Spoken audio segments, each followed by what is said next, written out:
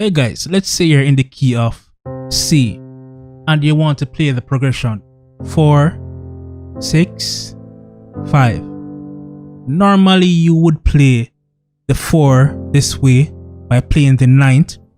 Instead of playing the major, you want to level up and you'd play the 9th, which is the G, and you'll play the 6 that way, and you'll play the 5 that way, another 9th, which is cool. It sounds very smooth. But let me show you something else. What if you played it this way? The 4, 6, the 5. So you get that? Let's go again. 4, 6, 5. So this is a more opened way of playing it. So let's break it down and let me show you also different variations to each chord. I'm going to show you as much as possible. I'm going to show you the different stuff I would play. So let's start out with the 4. Pretty simple. So in the right hand we have, in the left hand we have F, C, A,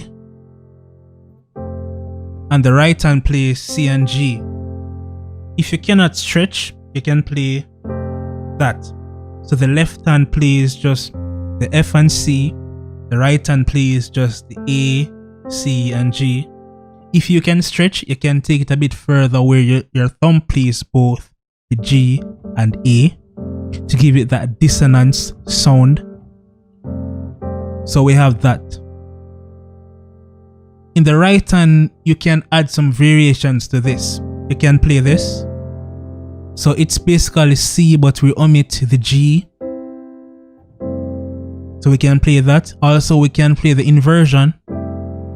So it's basically C again, inversion, but we omit the C and play only E, G, and E.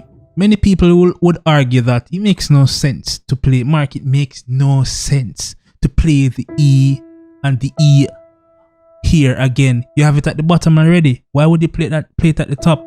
You're just repeating the notes. But to me, it sounds good. I like to hear it. And at the end of the day, I believe you should play what you like hearing, what sounds good to you. So even though they're repeating, it's 1 octave up. To me, that sounds good. It sounds different from that. Sounds like 2 notes. And these small things add to it to make it sound way better overall. Okay, so we're here.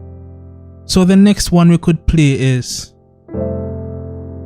which is a tiny variation from the previous. So now we're playing, instead of playing the G, we're playing the A, and now we're adding the C. So this is like a F major 7. It is a F major 7, but we're not playing the F. Instead of playing the F, we're doubling up that E. So we have 1, 2, 3, 4, 5, 6, 7. We double up the E, F major 7, right? So I showed you that, I showed you that, I showed you that. I think these are good enough. So let's move on to the second one, because that was just F. So let's move on to the A minor. So let's say this. So in the left hand we're playing A, E, B and C. So my thumb is playing both the B and C. That's more dissonance. So we have A, E, B and C. If you cannot reach, you can just simply play the A, E in your left hand. The right hand would play the B, C and G. That's cool. But if you can reach, it would sound way better. Or you can simply play it as an arpeggio. You probably won't be able to play this dissonance, but the arpeggios work. They're cool, man. I like arpeggios as well. So that's one way. In the right hand, we could add some variations to the right hand. So we can play we can double up that dissonance. So we play this in the right hand, C, the B, C, and G. This would be the same thing as this. Same thing as that. Cool. So let's move on to the 5. Yes, I love this 5. And you're probably saying, yes, that 5 is so sweet. So let's break it down. So remember, we were playing, instead of playing this cool but boring, we can play this. It's way more open. When you hear this, it doesn't sound as if it's resolved, and it also doesn't sound as if it needs to resolve. It's just perfect. Alright, so let's break it down. We have the G, and instead of playing the 5th, the key to this is playing the 6th of G.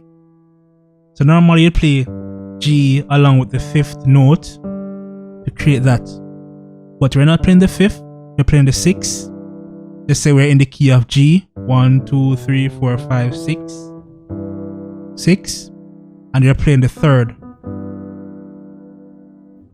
So 1, 2, 3, 1, 2, 3. But the key along with the 6 is this dissonance here.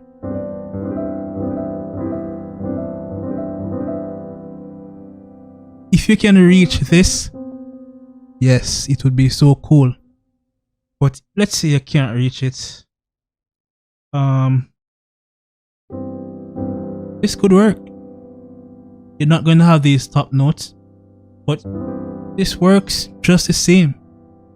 So you have the G and E right there in the left hand, and you have in the right hand the B, C, and G.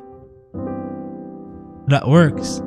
And if you can stretch, you can expand that even a bit more. So you have this E up here, you have this E here again.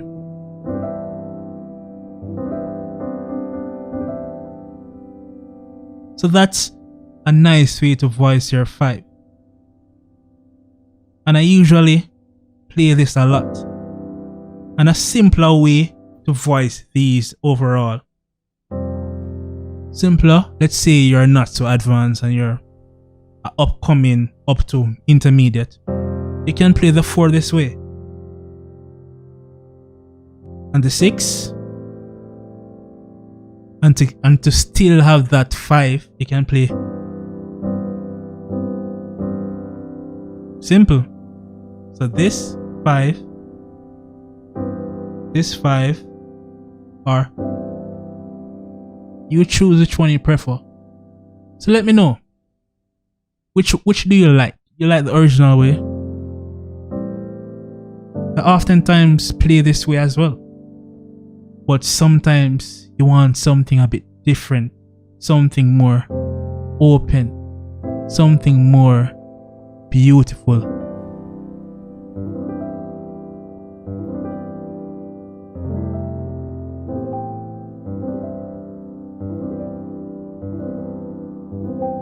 Yeah.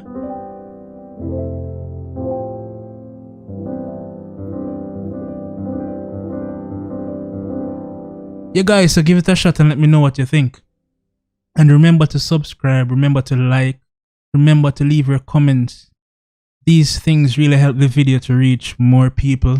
And stay tuned, because I'll do my best to do more tutorials like this to show you how I think and what I play. And until next time, stay safe.